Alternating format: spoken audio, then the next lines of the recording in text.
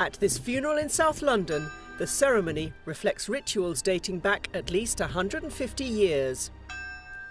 Vintage cars may have replaced the Victorian horse-drawn carriage, but even that traditional transport can still be ordered from the family firm offering every service.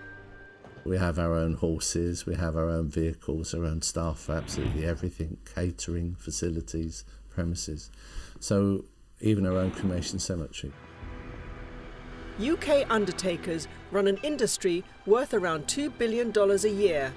And for centuries, most of their clients found a final resting place in cemeteries like this one on the outskirts of London. Today, burial space in them is running out, and 70% of funerals are now cremations. But that's not all that's changing. For a start, mourners are demanding a greater say in arrangements. It's endless now.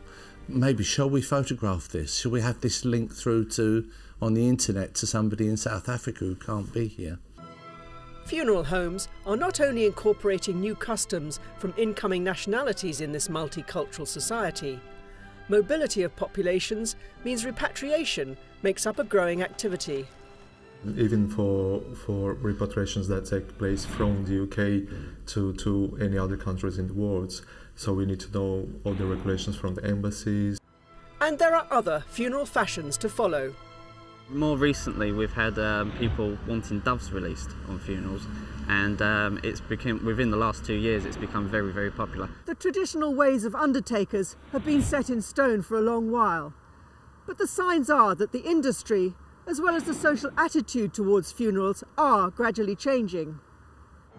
This woodland burial site caters to a growing demand for green funerals, eliminating the high carbon emissions from cremations and offering biodegradable coffin alternatives such as cardboard and wicker.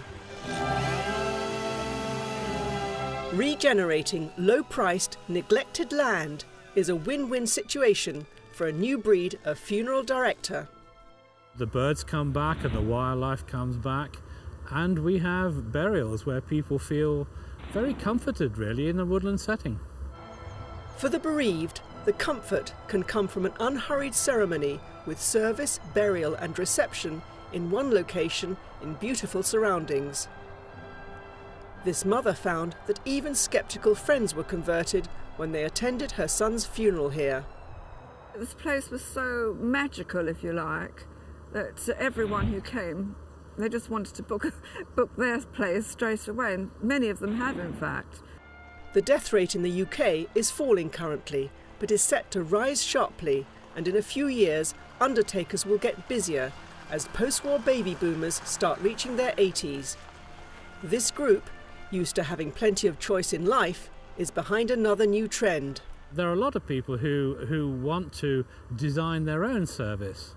I've arranged my own funeral. I know exactly what I want. When you've arranged as many as I have, you get very particular. An estimated 750,000 people in the UK have followed suit, planning and paying for their funeral in advance at a price which is fixed. But it's not just finances or being in control to the end which motivates people. According to this charity, which sells around 10,000 plans a year, clients are thinking of those left behind. Perhaps they've gone through the experience of arranging a funeral for themselves, and they know what it's like. They know that you're having to make some quite emotional arrangements at quite a traumatic time, and you're not necessarily that prepared at that time to make those arrangements. And for a growing number of people, planning their own final send-off and easing their family's burden means peace of mind from beyond the grave.